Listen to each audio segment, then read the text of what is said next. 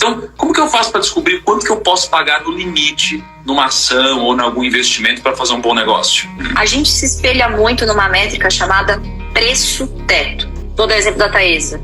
Agora eu quero entender qual é o máximo que eu vou pagar por esse investimento. De 6%. O que a gente faz então? O preço-teto dela, hoje o preço-teto médio dela é de aproximadamente a média que a BB Seguridade, por exemplo, que é outra empresa que eu e você temos em carteira, ela pagou em média. Isso daria um preço-teto médio de aproximadamente, ela está abaixo do preço-teto, significa que ela está me remunerando ali pelo menos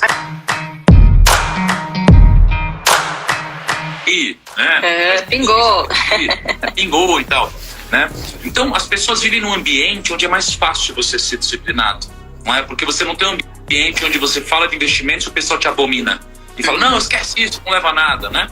Então, acho que as pessoas poderem migrar de ambiente ou fazerem parte de um ambiente mais próximo de você, por exemplo, fazem elas naturalmente ficarem mais ricas.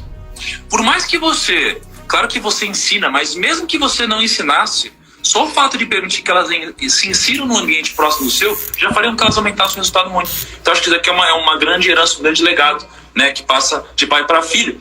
E junto dessa herança de ambiente e disciplina que você passou, um pouco dessa história inicial também tem muito de um conteúdo técnico que foi passado para você. Porque a gente aprende de uma forma tácita, né? Então, às vezes seu pai não está explicando, mas ele está fazendo e você só está observando. Então você vai fazer mais parecido com ele. E aí tem coisa que você aprende de forma técnica. E um dos conceitos mais incríveis, né, que eu já vi você falando, e você falou no sábado também sobre isso, né, é o conceito quase que de uma das maiores dúvidas que o investidor tem, que é, ok, eu acho que essa é uma boa empresa, é uma boa ação, mas quanto que eu posso pagar nessa empresa aqui? Porque se eu pagar demais, o investimento que poderia ser bom pode acabar sendo ruim, porque pode ficar muito caro. E o investimento pareceria ruim por um preço muito barato, pode ser uma coisa muito boa. Então, como que eu faço para descobrir quanto que eu posso pagar no limite numa ação ou em algum investimento para fazer um bom negócio?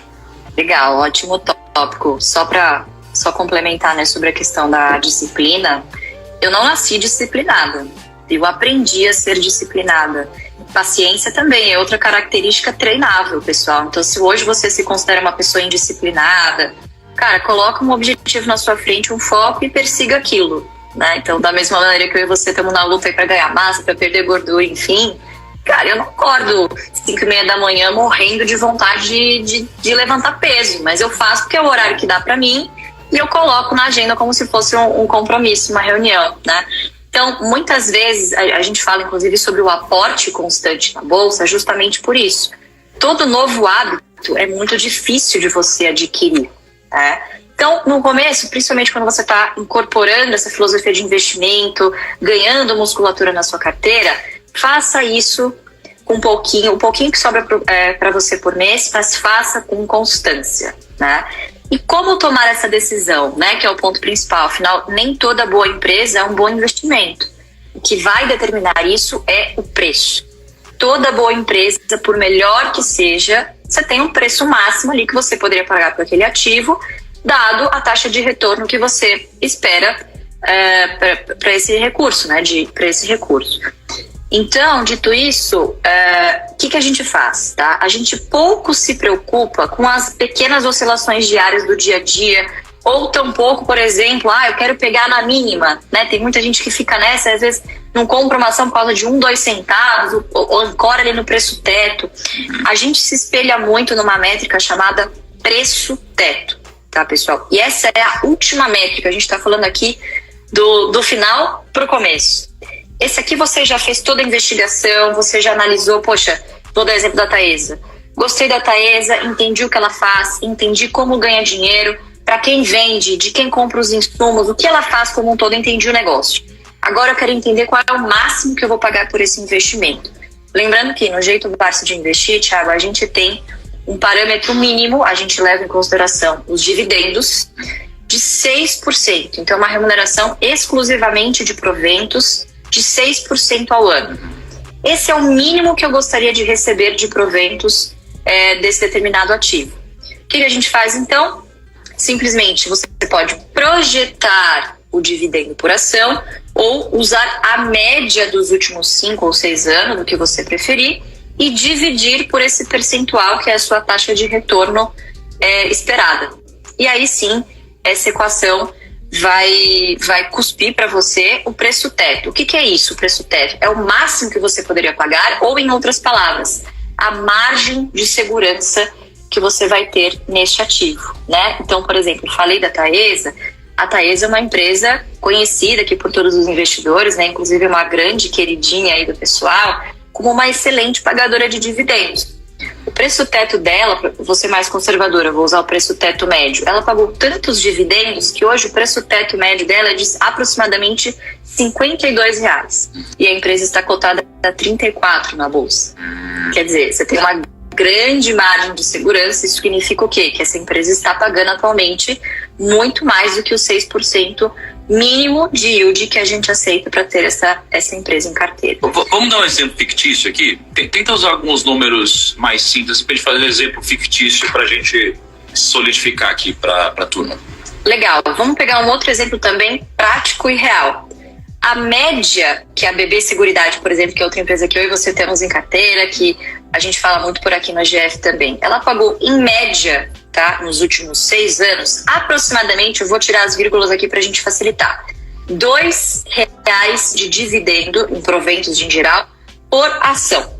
O que você faz com essa informação? R$2 você divide por 0,06, que são aqueles 6% que eu comentei da métrica. Isso daria um preço teto médio de aproximadamente R$33,33. Hoje a empresa está cotada a pouco menos de R$30. Então quer dizer, está abaixo de preço teto. Lembrando que a ação acabou de ficar ex, tá, pessoal? Não é recomendação, são apenas números aqui para vocês entenderem a dinâmica. Então, quer dizer, o que significaria isso?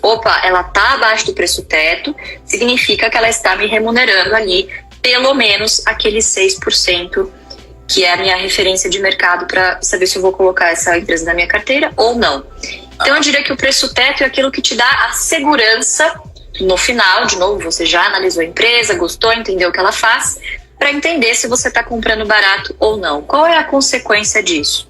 Não é só o dividendo.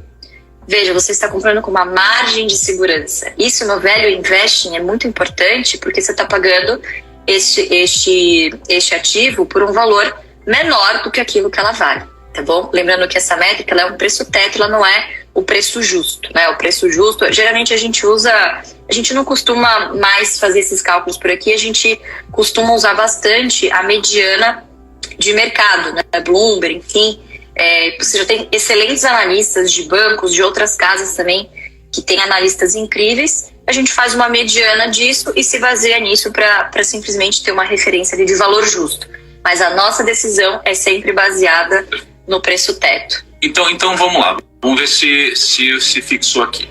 Vocês, na GF, né, no jeito Barsi de investir, vocês consideram um dividendo mínimo de 6% ao ano. Então, assim, o negócio ele precisa, no mínimo, me remunerar em 6% ao ano de dividendos. Então, vocês partem dessa premissa. Qualquer investimento que fizer vai ter um lucro e vai me distribuir parte desse lucro.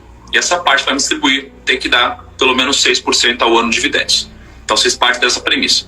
Aí o que a gente vai entender? Bom, se tem uma ação hoje que ela me paga 6% de dividendo, eu quero de alguma forma colocar uma margem de segurança para que eu possa, buscando esse 6% aqui mínimo, pagar barato e não caro.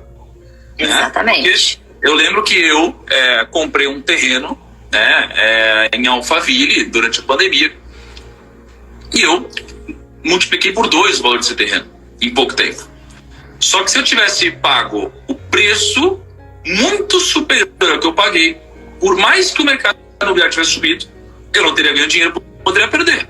Exatamente. E na lógica do investimento em ações é a mesma coisa. Tem empresas incríveis, se eu pagasse caro, não faria sentido. Então a conta que você faz você vai pegar o dividendo pago por ação dos últimos 12 meses.